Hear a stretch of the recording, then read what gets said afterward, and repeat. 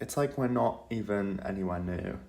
So I often find myself rewatching a lot of old YouTube, sometimes more than I would the new stuff that I'm subscribed to that's coming out now. I find myself going back a lot and I have to actively force myself to watch new things. I've spoken before about how much I used to love Jenna Marbles and how I rewatch her videos probably almost every day. Her and Julian were like the funniest people in the world to me for a long time, and they felt like a second pair of parents, honestly. I also love rewatching Dodie's videos and kind of a lot of her friends, their channels, you know, kind of like the Hazel, Jack, Dan, that sort of branch of the British YouTubers. I was never big on like the kind of main Brit crew, but their influence is completely undeniable. I recently just watched the second part of the Brit Crew documentary. If you haven't seen it, I'll like link both of them below. But it was really interesting to sort of dive back into the world of old YouTube and see people reflecting on it now. That whole era of YouTube was a big influence on me of why I wanted to make videos. It just seemed back in those days so authentic.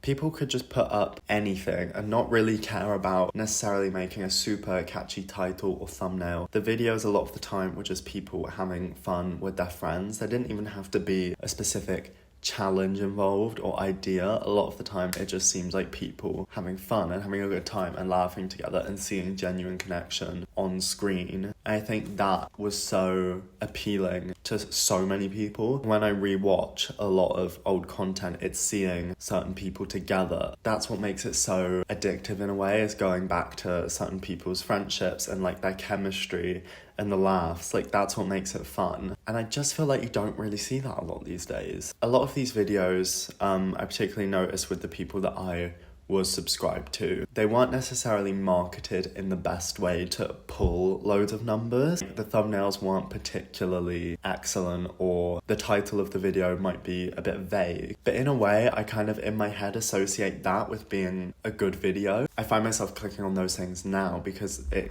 kind of creates a sense of intrigue in a way, but also I see something in that style and I think, oh, that's going to be a good video. Like, the video is enjoyable enough that you didn't have to market it in a certain way. When you market a video in that way now, it's a lot harder for it to do well. It's kind of a lot of luck of the algorithm. For a video to really do well now, numerically, you have to do things a certain way and make it really eye-catching, properly market your stuff, which is just something I'm not interested in because I don't really click on that kind of content myself. So it's not the kind of way that I want to put my videos on my channel, even though you can like obviously do it in a way that matches your personal aesthetic, but I just have no interest in that. I feel like the monetization of YouTube as well has really been a big reason why this kind of content has sort of changed and isn't showing up as much anymore.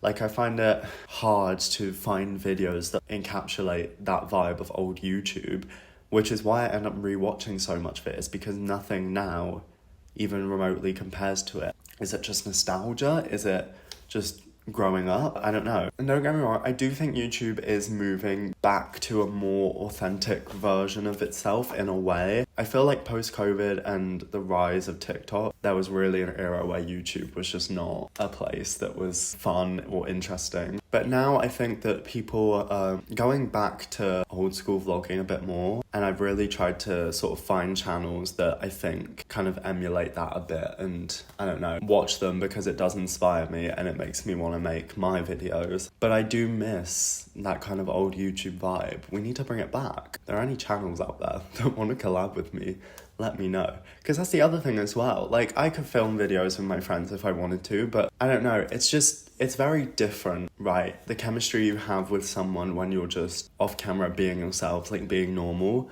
versus sitting in front of a camera. It's just such a different energy, and in a way I'm very hesitant to bring my friends into that because they're not used to this in the way that I am, and you know, it took me a while to get used to this, but for them it would just be like a brand new thing. Then it's kind of hard to know that you're going to make a good video, because if you're both feeling a bit uncomfortable, because that's the other thing, because I'm not filming this kind of content with other people, I'm like, if I bring another person in the room who's not used to it, and they're being kind of awkward, and it's gonna make me feel awkward about it. It's just a mess. Whereas I think when you're with people who are passionate about this and engage with it in the same way and are used to it, I think it would be easier to make good content. Yeah, I don't know. I've really been missing the old YouTube vibe, and I'm constantly yearning for it in the way a movie husband yearns for his dead wife. Alright, I'm gonna go now. Happy Vida, and I'll see you tomorrow. Bye everyone.